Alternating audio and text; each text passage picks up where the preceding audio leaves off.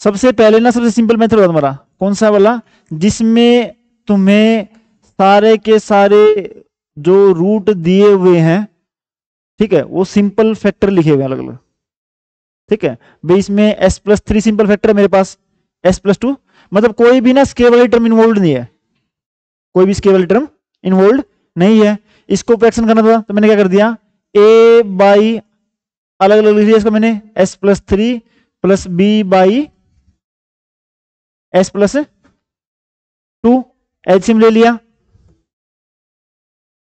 s+3 Nancy छोड़ दे बाद में कर लिया, 2 मिनट बाद से कर लेना इसको, s+2, ठीक है, ये वाला इसके साथ में आ गया, a into s+2 plus b into s+3, left side में हमारा क्या दिया हुआ यहाँ पे 1 बाई s+3 इंटू में s+2, ये से मेरा कैंसिल हो गया पूरा। ठीक है, मुझे निकालना है तो कुछ नहीं करना मुझे, अगर जो सिंपल फैक्टर दिए हुए थे उनको जीरो पुट कर लो। अगर मैं इस फैक्टर को जीरो पुट करता हूं तो मुझे a की वैल्यू मिल जाएगी, इसको पुट करता हूं तो b की वैल्यू मिल जाएगी। s+3 को जीरो पुट करने का मतलब तुम्हारा क्या है, s क्या है तुम्हारा -3 डाल दिया मैंने, s -3 प्लस 3 0, यहां पे डाला -3 प्लस 2 कितना हो गया -1, और यहां पे तुम्हारा 1 ही है तुम्हारा, तो तुम्हारा कितना आ गया a इंटू में -1 इक्वल टू 1, तो a की वैल्यू तुम्हारे पास कितनी आ गई -1। जब दूसरी बार इसको पुट किया s+2 0 का मतलब तुम्हारा s कितना हो जाएगा -2 प्लस 2 0, -2 प्लस 3 कितना हो गया 1, तो b इंटू में 1 इक्वल टू यहां पे तुम्हारा कितना था 1 ही था, तो a की वैल्यू आ गई -1, b की तुम्हारी कितनी आ गई 1। कहने का मतलब तुम्हारा क्या है, अगर तुम यहां पे कर दो -1 और यहां तुम कर दो 1 तो यही वाला बन जाएगा।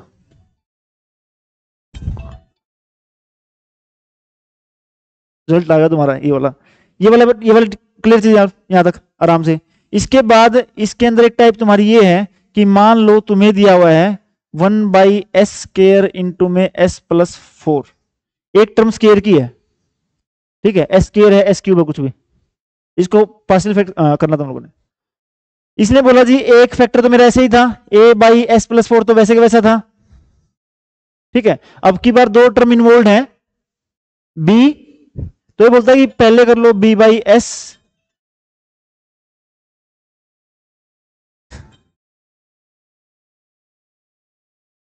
मैं क्लास में बाद में बता तुझे मैं, ठीक है, क्लास में बाद में करता तुझे मैं। इसने क्या बोला, अगर यहां पे 1 बाई एस क्यूब होता तो मैं क्या करता उसको a by S plus b by S square plus c by S cube, ऐसे करता उसको मैं, लिख दिया मैंने, दो वेक्टर थे, दोबारा वही एलसीएम ले लिया मैंने, इसका कितना आ गया s+4 डिवाइड में एस स्केयर। सबसे पहली टर्म तुम्हारी a थी, ठीक है, ये तो कट जाएगा, तुम्हारा क्या आ जाएगा a इंटू में एस स्केयर। दूसरी तुम्हारी क्या थी b में खाली एक एस था, यहां पे कितना तुम्हारा एस स्केयर, ये भी नहीं है तुम्हारा, b के साथ में क्या आ जाएगा s इंटू में, ठीक है, और c में तुम्हारा कितना आ जाएगा s+4, ठीक है। ये से ये तुम्हारा क्या हो गया कैंसिल हो गया। पहले वाली बात तो वही थी, एक सिंपल फैक्टर तुम्हारा कितना है s+4 है, अगर इसको जीरो पुट कर दोगे तो s की वैल्यू मिल जाएगी, a की वैल्यू मिल जाएगी। s+4 को जीरो पुट करने का मतलब s की वैल्यू -4 डाल दिया मैंने, -4 प्लस 4 0, -4 प्लस 4 0, अकेला तुम्हारा ये बचा a s स्केयर है इक्वल टू यहां पे कितना है 1, तो तुम्हारा कितना आ जाएगा 1 इंटू में a s स्केयर का तुम्हारा कितना हो जाएगा -4 का स्केयर 16, तो a की वैल्यू तुम्हारे पास कितनी आ गई, ठीक है, ये वाला।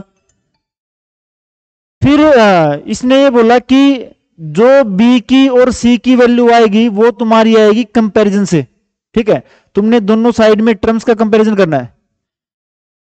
अब देखो यहां पे आके सबसे पहले इसके अंदर sk वाली टर्म है, खाली s वाली टर्म है और एक कांस्टेंट है, ठीक है। मैं सबसे पहले s स्केयर वाली टर्म को कंपेयर कर रहा हूं, s स्केयर, s स्केयर का यहां पे तुम्हारा एक तो क्या है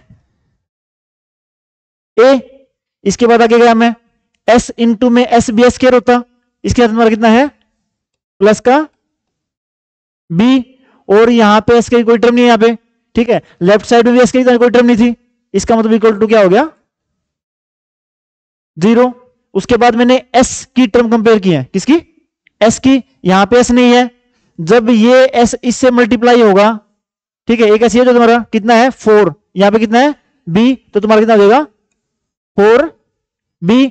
उसके बाद s तुम्हारा एक रहा, साथ में क्या है c, और यहां पे s की कोई टर्म नहीं, तुम्हारा कितना हो जाएगा इक्वल टू 0। और लास्ट टर्म तुम्हारी कौन सी है, कांस्टेंट वाली, कौन सी है कांस्टेंट वाली, इसमें कांस्टेंट नहीं है, B S S square plus 4s, इसमें कांस्टेंट नहीं है, सी एस प्लस 4c, एक कांस्टेंट तुम्हारा कितना 4c, और यहां पे कांस्टेंट तुम्हारा कितना है 1। तो तुम्हें फिर यहां से वैल्यू मिल जाएंगी ए की, बी की और सी की। बैठ जा। और तीसरे वाला मेथड तुम्हारा वही है जो मैंने कल किया था, पार्शियल फ्रैक्शन के क्वेश्चंस कर लो, ठीक है। एक तुम्हारा ना एक पूरा पूरा एक 3 नंबर क्वेश्चन आता है इस पे, इनवर्स लैपलेस पे। और सबसे ज्यादा लास्ट वाला मेथड तुम्हारा कौन सा है, जिसमें तुम्हें लिखा हुआ है, हमने जो भी क्वेश्चन किया था ना, क्या लिखा था स्टेटमेंट, क्या हो गया देख लिया, हाँ कितने हैं 50, 57 है, कम है तो।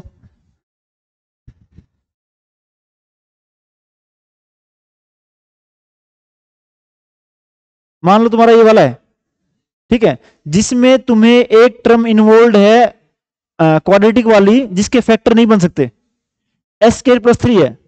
अगर एस स्क्वायर प्लस 9 होता ना, उसको मैं ब्रेक कर लेता किसमें, नहीं, अगर एस स्क्वायर माइनस 9 होता, ब्रेक होता एस माइनस 3 और एस प्लस 3। तो उसमें एक टर्म ऐसी है जिसके तुम्हारे फैक्टर नहीं हो सकते, ठीक है। उसका मेथड क्या है तुम्हारा, जो सेपरेट है उसको तो सेपरेट लिख लो, ए बाई एस, और जो ये वाली टर्म पूरी थी उसके साथ में लिख दो, वहां पे आके तुम्हारा क्या लिख दो, बी एस प्लस, ठीक है। और वापिस तुम्हें वही करना है, कंपेयर करना है कोफिशिएंट्स को, एस के एस स्क्वायर के एस क्यूब के।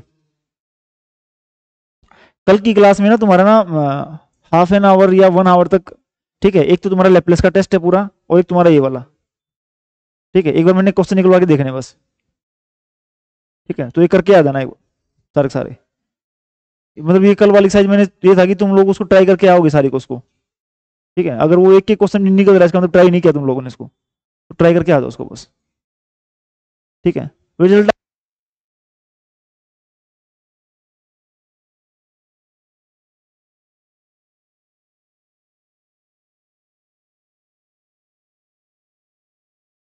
सेकंड वाला जब